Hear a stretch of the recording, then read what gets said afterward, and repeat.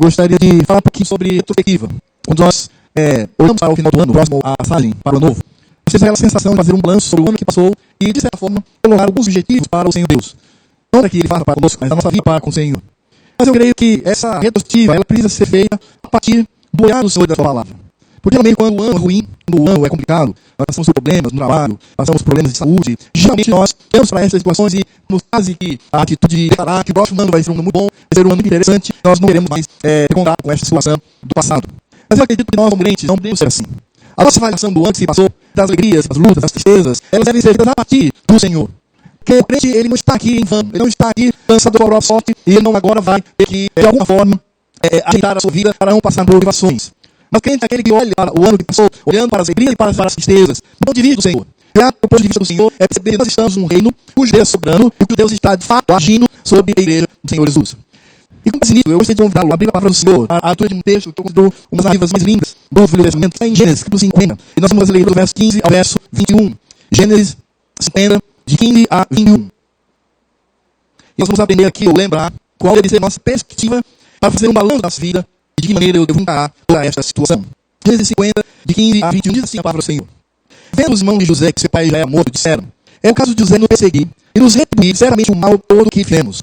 Portanto, mandaram dizer a José: meu pai ordenou antes da sua morte, dizendo: assim direis a José: perdoa, pois, a transgressão de teus irmãos, e o seu pecado porque te fizeram mal. Agora, pois, te rogamos que perdoes a transgressão dos servos de Deus teu pai. José chorou enquanto falavam. Apareceram também seus irmãos, prostraram-se diante dele e disseram: eis-nos aqui os teus servos. Respondeu-lhe José: não temais. Acaso sou eu em lugar de Deus? Vós, na verdade, tentastes o mal contra mim, porém Deus o tornou em bem, para fazer com eles agora que se conserve muita gente em vida. Não temais, pois, eu vos sustentarei a vós outros, a vossos filhos. Assim os colou e lhes falou ao coração. O que nós estamos encontrando aqui, do ponto de vista literário, do ponto de vista do texto, narrativa de Gênesis, o que nós estamos encontrando aqui é o desfecho desse livro. Gênesis e Moisés tinham um objetivo. Eles tinham o objetivo de mostrar a formação embrionária do povo de Deus. Gênesis mostra como o Senhor, ele chama os seus eleitos e os agrega numa nação que se chamou Israel. Em outras palavras, o que Moisés está nos ensinando é, de alguma forma, Deus formalizando a sua igreja. A sua igreja, verdadeiramente. Até Abraão, a igreja do Senhor estava espalhada pela terra. Não havia uma concentração. A partir de Abraão, Deus então agrega esses eleitos agora passam a formar a nação que é a igreja do Senhor Jesus no Velho Testamento.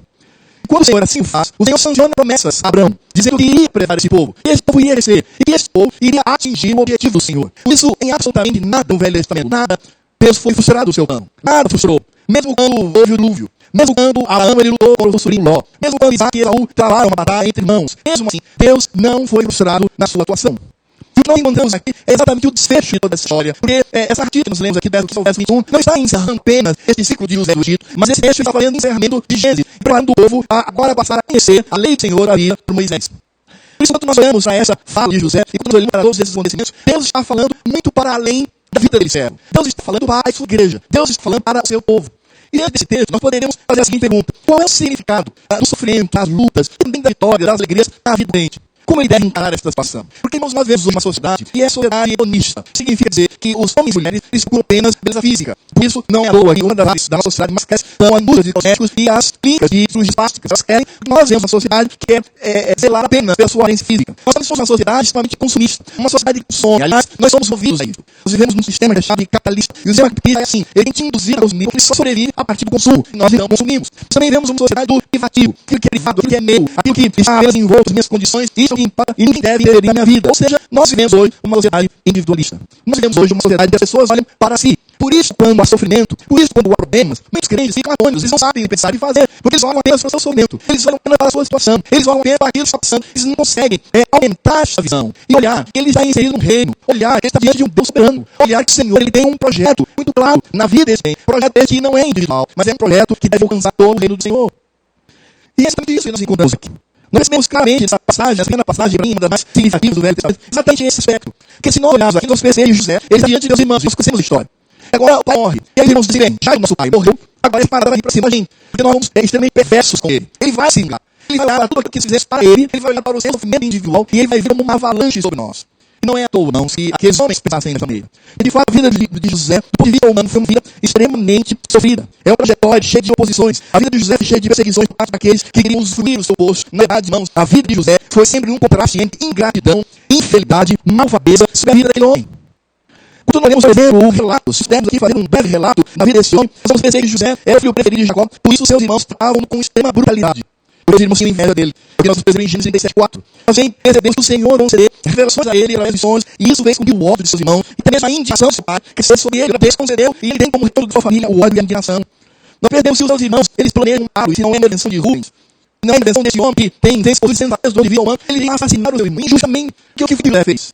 José se aproxima de Deus e diz: lá vem sonhador, lá vem esse camarada, que nós odiamos com todo o nosso coração. Eram irmãos, mas eles planejavam matá-lo brutalmente. E isso sempre, do ponto de vista humano, na intervenção de Rubens, não mudou tanto, porque ele foi vendido como escravo, e ele tinha entre 15 e 17 anos, um adolescente, alguém que está ainda se desenvolvendo na vida, e ele é arrancado do seu lar, e José é vendido como escravo, para uma nação estranha, para uma nação distante.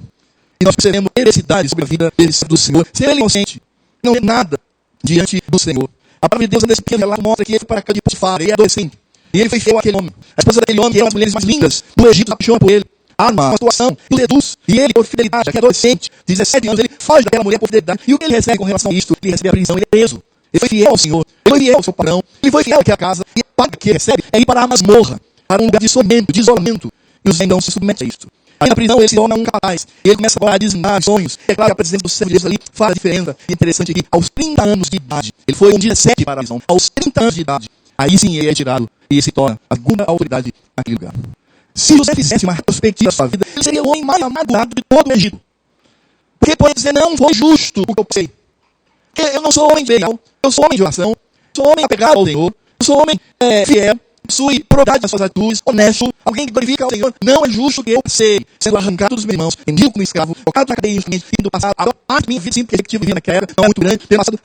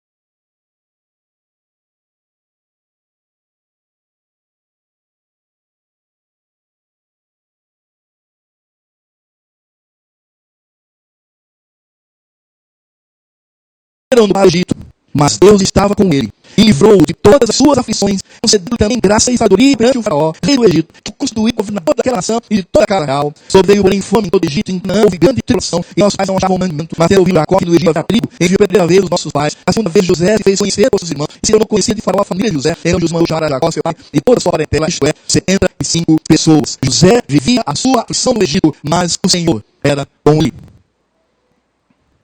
Você acha que Deus pode estar ao lado de um crente de dor por causa de infância que come a sua carne? Você acha que Deus pode estar com um crente, dever filho desse, o filho seu, ou seu filho, crente, ou seu filho, um crente passado por um carro, você acha que Deus está ao lado dele? Você acredita que o Senhor está ao lado do seu servo quando ele é abordado por um bandido, que dá um tiro e fica para frente? Você acredita que Deus está ao lado do seu servo? Irmãos, nós precisamos rever o nosso conceito de graça a Deus. Nós precisamos rever o nosso conceito de comunhão com o Senhor. Nós precisamos rever o nosso conceito de preparado para os seus filhos e a bênção do Senhor. Porque nós podemos olhar para José e dizer assim: mas José foi sucedido, ele foi esse ano a sua vida também, mas o Senhor o colocou como fundo do Egito. Sim, mas João Batista não foi colocado como alguém importante de Israel, e morreu tratado por causa da Evangelho. Isaías foi um santo e um homem que usava o Senhor, profeta de Deus, e morreu cerrado no meio. Muitos servos do Senhor foram decapitados, foram esmagados, foram plagados, foram devorados. E eles não lançaram isso, e perguntam: o Senhor está ao lado deles? Essa pergunta nós precisamos responder no nosso coração, principalmente diante de uma sociedade tão individualista, uma sociedade tão egoísta, uma sociedade tão hedonista, uma sociedade onde as pessoas não conseguem chegar para o seu umbigo. Porque eu creio que o Senhor está com os seus servos em toda e qualquer situação. E não apenas isso. O Senhor ele não está como vivo com relação a dor e sofrimento, mas eu estou seu servo porque Deus, o Todo-Poderoso, soberano sobre tudo, possui propósitos específicos na vida de seus filhos. Específicos, microscópicos na vida de seus filhos.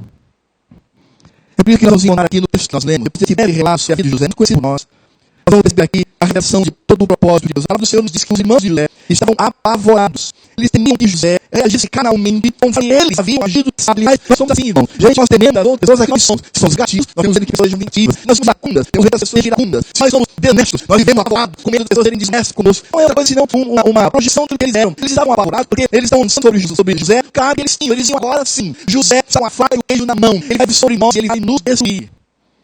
Por isso que nós olhamos aqui na palavra do Senhor, aqueles homens se prostrando diante de José, como nós vamos ver verso 18, Deus disseram bem, meus irmãos prostraram-se diante deles, disseram, eis-nos aqui por teus escravos, somos seus escravos. Eles não estavam fazendo aquilo de coração, eles não estavam reconhecendo a autoridade do Simão, estavam fazendo aquilo com medo, eles estavam com medo de José. Não era algo que fluía do interior, era simplesmente medo da vingança. E é por isso que José possui essa reação lá do Senhor, e que José começa a chorar, porque José percebe que os seus irmãos, que eram carnais, eram pessoas que tinham pecado na vida, pessoas que não conseguiam chegar para além com relação ao reino de Deus. José chora, já não chora mesmo porque eles desconfiam dele, mas José chora porque ele não possui visão daquilo que Deus é, daquilo que Deus faz.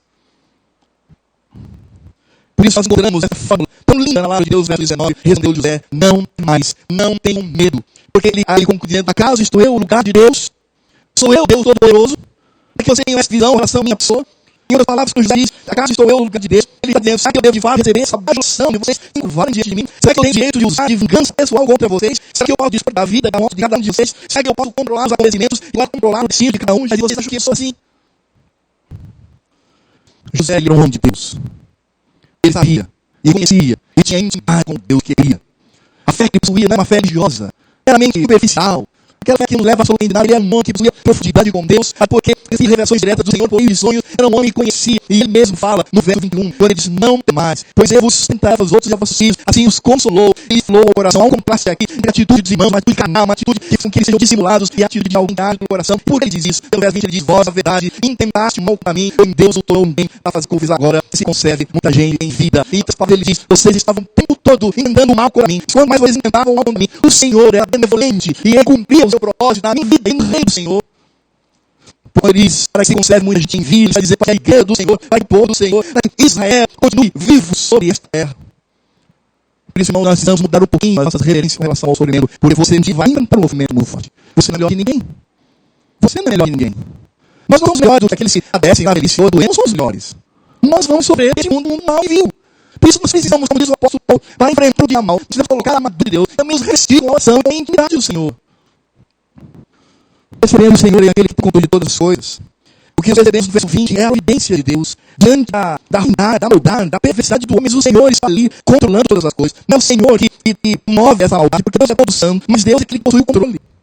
E nós vamos ter que o Senhor possui esse controle, por exemplo, com a vida de Jesus. E nós vamos descobrir isso em Atos capítulo 4, 26 a 28, quando diz, levantaram-se os reis da terra, as autoridades ajuntaram-se a uma contra o Senhor e contra o teu ungido, porque verdadeiramente se juntaram a cidade contra o teu santo servo Jesus, ao qual ungiste, Herodes e Pôncio Pilatos, com gentios e gente de Israel. Mas quando eles se levantam contra o Senhor, qual é o resultado disto? Eles concluem dizendo, para fazerem tudo o que a tua mão e o teu propósito determinaram. O apóstolo Paulo em Filipenses capítulo 1, verso 4 ao 5, nós estudamos esse texto, ele diz que ainda, irmãos, cientificados de que as coisas que aconteceram têm antes contribuído para o progresso do Evangelho, dizendo que as mercedeiras em Cristo se tornaram conhecidas toda a guarda coreana e de todos os mais. É por isso que o próprio José, estamos focando nessa narrativa em Gênesis 45, qual ele diz, agora pois, não vos entristeçais, nem vos ireis contra vós mesmos, por minha haveres vendido para aqui, para a consideração da vida, Deus me enviou diante de vós, Deus me enviou.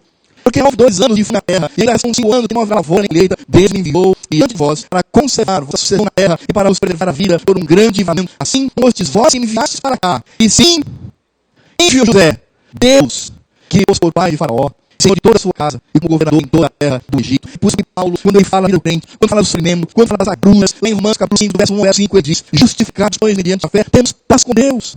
O nosso oração pede paz com o Senhor, por meio de nosso Senhor Jesus Cristo, por intermédio de Deus, igualmente acesso pela fé a esta graça, na qual estamos firmes, e gloriamos na esperança da glória de Deus, esse é o bem. E não somente isto, mas também nos gloriamos nas próprias tribulações, sabendo que a tribulação produz perseverança, a perseverança é experiência, e a experiência é esperança, ora a esperança não confunde por o amor de Deus derramado em nosso coração pelo Espírito Santo que nos foi outorgado. Qual é o sofrimento que você tem para relatar os crentes nesse ano que se passa? Qual será o nosso sofrimento em 2013? Como nós vamos enxergar tudo isto? Principalmente nós, nesse presente século, que vemos diante de igrejas falsas e pagãs, que agem pela afetividade, agem pela tua emoção, e que prometem resolver de imediato os problemas dos crentes. Meu irmão, não é isso que o Evangelho ensina. O Evangelho ensina que o Senhor está conosco, e o Senhor está conosco, Ele nos dá sustentabilidade, Ele nos dá condições, e Ele, através de nós, Ele cumpre o seu propósito para que a sua graça, para que a sua bênção estejam sobre toda a igreja. Quando eu estava escrevendo minha tese de doutorado sobre missões, pude pesquisar 3 martírios de missionários aqui na América do Sul. Confesso que quando li os documentos, eu tive acesso a Shelps, a revista Life, na época quando eu tratava sobre a morte desses senhores, quando eu via a atuação desses homens, de maneira brutal com que mortas as lágrimas aos olhos. Mas também, irmão, era recompensador, quando, por exemplo, eu vi, em alguns casos, quando aqueles índios matadores, eles se cometiam ao Senhor, diante do testemunho da família, aqueles que foram mortos, e se tornavam pastores, e diziam, nós nos entristecemos que matamos homens de Deus, mas agora queremos glorificar o Senhor, e nós vamos nos encontrar com eles lá no céu, para viver em paz, por toda a eternidade. Porque a morte, a vida, o sofrimento, a alegria, a vitória, tudo que acontece na vida do crente, possui propósitos específicos, vindos do Senhor. Agora, é claro, irmãos, eu preciso abrir um parênteses aqui, eu não estou falando da aflição do pecado. Esse, você se vê com o Senhor. Só que sofre porque pecam, porque são teimosos, porque são obstinados contra o Senhor, essas serão com o Senhor. Eu estou falando do crime. Como José diz, na fiz, e passo por isso. Quero dizer a você, e trazer uma palavra de consolo. A graça de Deus está com você. Muito mais que isso. O Senhor esteve, está e estará com você em toda e qualquer situação. Por isso não há nenhuma vitória na vida do crente se ele não pagar preço. Até mesmo com a vida. Nós cantamos hoje uma música, uma música que nós cantamos. Como tem um ritmo mais animadinho, pois nós não prestamos atenção no que nós cantamos. Eu quero viver por ti, Jesus. Analise a letra, analise o que você cantou esta noite. Quando você está disposto a morrer pela causa do Senhor. Qual deve ser a minha visão? Quando eu faço uma retrospectiva do ano de 2012, eu posso dizer, esse ano foi horrível, eu não quero nem saber, eu quero colocar isso num porão, fechar com cadeados, eu não quero mais nem lembrar de tudo que eu passei, não é isso. Mas deixa aqui que olha para o ano de 2012 e diz, Senhor, obrigado, porque eu sei, nas minhas aflições, nos meus sofrimentos, o Senhor tinha um propósito na minha vida, para que eu aproximasse mais do Senhor, para a igreja, para que a igreja percebesse, ela não estivesse comigo, para o teu reino, para que de alguma maneira o teu reino venha a crescer para a glória devida ao seu santo nome. O que você tem a dizer sobre 2012? Você vai ter as atitudes dos José? Você vai ter a atitude do servo de Deus, dizendo, não se preocupem, tudo o Senhor fez para a glória devida ao seu santo nome. É por isso que esse texto, meu amigo, diz, ele não encerra apenas esse ciclo narrativo sobre a vida de José, esse texto ele encerra todo o Gênesis, porque desde o Éden, o Senhor da providência tem governado, dirigido em todos os momentos, a formação daquele povo, homens rudes, bravados, cheios de pecado, idólatras, mas o Senhor olha para estes, eis do Senhor, o chama para eles irem como a igreja de Cristo no Velho Testamento. Por isso nós precisamos olhar para o nosso próprio coração e quando nós passamos por dificuldade. Qual deve ser a minha atitude? Queremos nos colocar no lugar de Deus ou queremos nos colocar no lugar de servo e mesmo perplexo, lutando para se ver livre da relação? Claro, se alguém está doente, ou com o médico, alguém for preso, ou com o seu advogado, alguém for alinhado por seus direitos, tem que fazer isso. Mas para muito além disso, eu preciso ver o Deus poderoso que ama. Eu preciso crer que Deus me ama. Você sabia que o filhinho pequenininho, quando ele vai levar uma injeção, naquele momento ele acredita que você não ama muito. Por injeção dói. Quando você leva o seu filho para o dentista, e aquilo lhe causa dor, dependendo da dignidade, do tamanho do seu filhinho, acredita que você não ama muito, que aqui dói. Quando você vê o seu filho ir para a escola, você não imagina como ele diz assim, papai, mamãe não me amam. Porque ninguém merece ir para a escola. Enfrentar aquela professora feia, mas assim por toda professora de matemática, feia. Menos você que está querida. Você tem probabilidade, você é exceção. Mas os nossos filhinhos dizem assim, eles não me amam. Eu lembro um dos nossos filhos para a escola. O temperamento de João primeiro não gostou, foi terrível. Mas a Ana chamou a atenção. A primeira semana o temperamento achou maravilhoso. Estava na escola, aliás, antes de ir para a escola, ela já estava uma mochilinha, dava assim para baixo, louca para ir para a escola. Primeira semana foi de segunda a sexta, uma beleza. O jogo domingo que a mãe chegou e disse, minha filha, eu irei para a escola. Aí a Aninha disse, não, tá bom. Já o meu tempo de escola já acabou. Ótimo. Eu já vi uma mulher e aí não, senhora, vai dormir e vai para a escola. A partir da segunda-feira foi o terror para ela. Os filhos acham que os pais não amam muito os filhos. Mas nós que somos pais, nós sabemos o que isso significa. Agora você imagina o nosso Deus. Porque se nós estamos presentes em todos os momentos da vida de nossos filhos menores, Deus está presente na nossa aflição. E não importa a aflição. Deus não apenas está presente, mas Ele está cumprindo o seu propósito, a edificação do povo de Deus. Também para a glória da vida ao seu santo nome. E também para que eu cresça em maturidade, desenvolvendo meu coração até a esperança do Senhor. Você pode citar Romanos capítulo 8, verso 28, e coloquei aqui na nova tradução da linguagem de hoje, justamente para que compreendamos com mais profundidade o que esse texto está dizendo. Você pode repetir isto com alegria? Vamos repetir todos juntos. Agora repita com o seu coração. Não leia só repetir, mas leia com o seu coração. Vamos ver? Pois sabemos que todas as coisas trabalham juntas para o bem daqueles que amam a Deus, daquele a quem Ele chamou de acordo com o seu plano. Só leia naquela versão ali, por favor.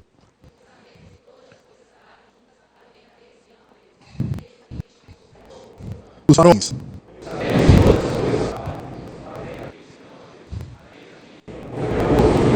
Pois sabemos que todas as coisas trabalham juntas para o bem daqueles que amam. Não é de qualquer um, não, irmão. Não é qualquer pessoa. É daqueles que amam a Deus. Não é qualquer um, não. Mas daqueles que Ele, Deus Todo-Poderoso, chamou individualmente, de acordo com o seu plano. Eu espero de coração que neste último domingo, ao olhar para trás, você vai lembrar das suas ações.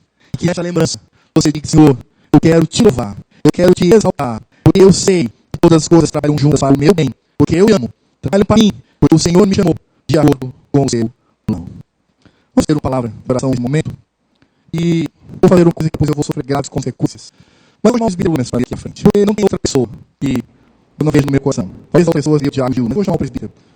Eu quero que vençam, espero que vençam, agradeça ao Senhor. Não as aflições, mas porque somos de Deus. E o Senhor é conosco. Podemos crer que Deus nos ama. Vamos. Senhor Deus, nós queremos primeiramente, Pai, te agradecer por Deus maravilhoso, Deus presente, Deus de graça, Deus de misericórdia, Senhor. Te louvamos por tudo que tens feito em nossa vida, Senhor. Não somos merecedores de nada, mas tuas misericórdias, ó Pai, se renovam a cada manhã, Senhor. Muito obrigado pela tua vitória em minha vida, na vida de cada um aqui, Senhor. Nós sabemos, ó Pai, muitas vezes nos sentimos fracos, nós somos humanos, ó Pai. Muitas vezes mentimos, ó Pai, se chama. Mas nós sabemos, ó Pai, que tu és presente em nossa vida, Senhor. Tu tens um propósito para cada um de nós. Tu és soberano sobre tudo, sobre todos, Pai. Nós sabemos isso. Por isso te peço, Pai, tua graça sobre a vida de cada um aqui, sobre minha vida, sobre a vida da minha família, Senhor. E o meu futuro, o meu caminho, Senhor, está em tuas mãos. Que tu, Senhor, cuide de mim, todo amor, todo carinho, Senhor, pois confio e eu preciso de ti, Senhor.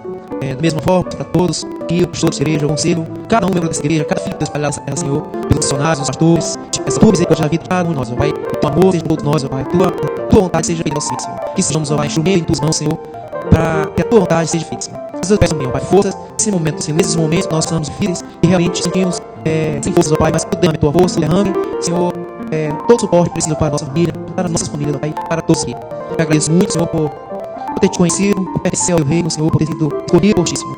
Que tu continua, Senhor, abençoando a todos aí também, Senhor. Te agradeço por tudo, obrigado por esse ano que nós vivemos, esse ano que eu tive, Senhor. Tudo, Senhor, conforme a tua palavra diz, coopera para o bem daqueles que chamam, Senhor. Todas as coisas, Senhor, terceiro, eu sei, Senhor, que tem a tua mão, tem o teu propósito. Por isso, peço da mesma forma minha vida, já feita em todas aqui, Senhor, todos presentes aqui, Senhor. Que nos esteja levando de paz para casa, um pouco mais nos laços, possamos dormir, pelo Senhor, e continue nos guardando todo nosso. É isso que eu te peço, Senhor, te agradeço e glorifico sempre, Pai, teu nome, porque é o único nome a ser glorificado. Em nome de Jesus, Senhor, eu peço, amém. Vamos, bênção. Que a graça do Senhor Jesus, o amor de Deus Pai, possui um propósito específico completo na minha vida. E todos os ministérios do Espírito Santo, principalmente o ministério da consolação, estejam sobre a minha vida, sobre a vida do presbítero Emerson, sobre a vida de todos os teus filhos eleitos aqui nessa noite, e sobre a vida de toda a igreja do Senhor Jesus, espalhada nessa terra. Ó Senhor, no ano de 2013, nós tenhamos progresso na nossa vida espiritual. No ano de 2013, nós vamos glorificar o teu nome ainda mais. Em 2013, a nossa santidade cresça, Senhor. Que em 2013, sinamos sua fé, como está registrado nas Escrituras, tua doce presença ao nosso lado, hoje e para todo sempre. Amém.